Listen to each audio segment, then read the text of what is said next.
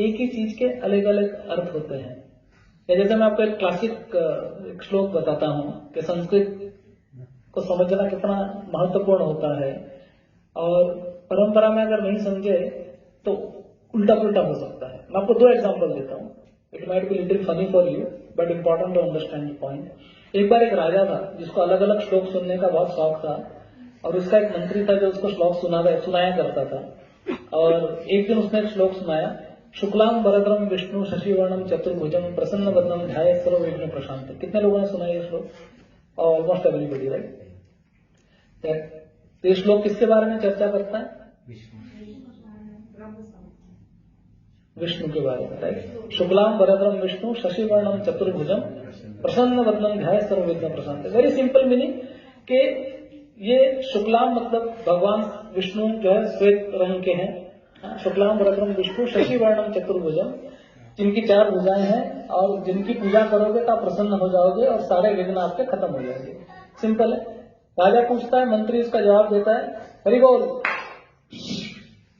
तो मंत्री उसका जवाब देता है और राजा कहता है, यार मजा नहीं आया, कुछ और अर्थ बताओ। उसने बोला, अरे कुछ और अर्थ क्या, मजा क्या नहीं आया, ये श्लोक है इसका ये अर्थ है। तो बोलता नहीं मजा नहीं आया। तो उधर दूसरा मंत्री था, हु वाज एन अपॉर्चुनिस्ट। उसने सोचा ये मौका है, अभी मैं पकड़ता हूं इसको। तो उसने राजा को कहा कि राजा ये श्लोक जो है ये चर्चा करता है 1 रुपए के सिक्के के बारे में, ये विष्णु के बारे में नहीं, 1 रुपए के सिक्के के बारे में। तो राजा बता रहे क्या बात है, इंटरेस्टिंग, कैसे कैसे बताओ। पता कैसे आप लोग को पता चला 1 रुपए के सिक्के के बारे में? एनीबॉडी? तो बोलते हैं कि शुक्लाम भरद्रम विष्णु शशि वर्णम चतुर्भुजम। अब ये बोले कि 1 रुपए का सिक्का है चांदी का, उस समय तो चांदी का होता था, वो कैसा सफेद है ना? और चतुर्भुजम मतलब 4 भुजाएं हैं 1 रुपए की, 4 आना मिलाओ तो 1 रुपया बन जाता है। प्रसन्न वदनम ध्याये, सबसे ज्यादा प्रसन्नता कब आती है लोगों को? जब एक SMS आता है, सैलरी गॉट क्रेडिटेड ये मार्केट ऊपर चला गया। जब क्रेडिट होता है, पैसा जब आता है, तब सबसे ज्यादा खुशी होती है। और जब मैं बोल रहा हूँ तो उसको सुन के भी इतनी खुशी हो रही है लोगों को। तो सोचो जब एक्चुअल में मिलता है तो कितनी खुशी होती है। तो बोलते प्रसन्न कैसे होते हो आप?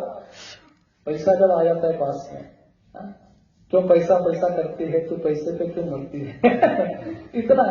तो बोले कि प्रसन्न वदनम ध्यायेत् सर्व विघ्न प्रशांत। और बोलते हैं कि सब प्रॉब्लम की जड़ ही है ना, पैसा आ गया तो आदमी का सारा प्रॉब्लम खत्म हो जाता है। तो राजा बोलते हैं, यार क्या बात बताया यार, इंटरेस्टिंग। एक काम करता हूँ, तुझे मैं अपॉइंट करता हूँ, इसको बिना नोटिस के निकाल देता हूँ। तो उसको निकाल देते हैं। तो बेचारा दुखी हो जाता है, अपने घर पे जाता है, मुंह लटका होता है। उसका बेटा बोलता है, क्या हो गया पिताजी? तो बताता है ऐसा ऐसा किस्सा होता है। बोला आप चिंता मत करो, मैं वापस से आपका जॉब आपको वापस दिलाऊंगा और जाके बोलूंगा।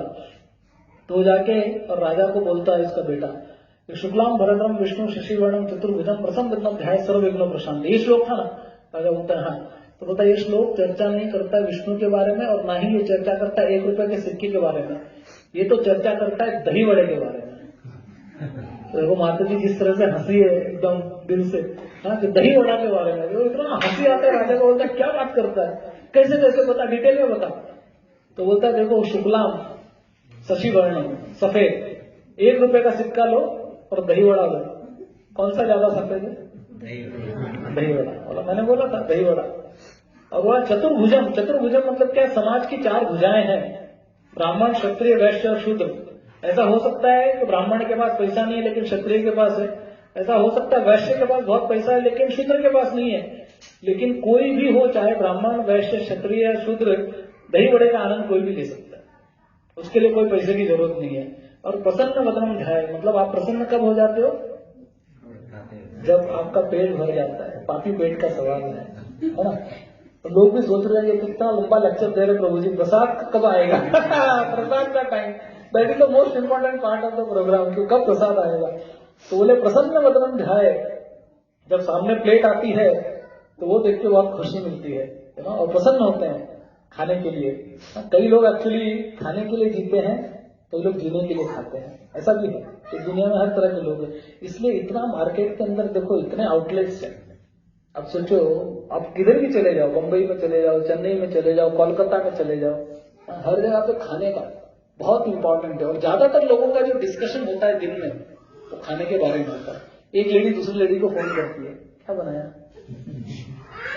आज घर में, क्या बना, या फिर अपने फैमिली को पूछती है क्या बनाऊं, उनका एक फेमस जवाब है क्या, कुछ भी कुछ भी बना ले। अब वो बेचारी टेंशन में कि बनाऊं तो बनाऊं क्या मैं, प्रसन्न बदनाम घाय सर वो भी प्रश्न, कुछ भी तो है, बनने के बाद प्रॉब्लम आती है। हाँ, नहीं एक बार ऐसे होता है ना, तो एक लेडी ने अपने हस्बैंड से पूछा कि आज मैं सांबर बनाऊं या रसम बनाऊं, बोला तू पहले बना ले फिर मैं नाम रखूंगा सांबर बनाया रसम बनाया। तो राजा बोलता है बहुत इंटरेस्टिंग यार, ये तो सही बोल रहा है, ये तो दही वड़े के बारे में, एक काम करता हूं तेरे को जॉब पे रखता हूं, इसको निकाल देता हूं। और उसने कहा कि राजा this is not the way to understand shloka and learn knowledge, it has to be महाजनो ये न गता सपंता, ऐसे होता है। ये आपको एक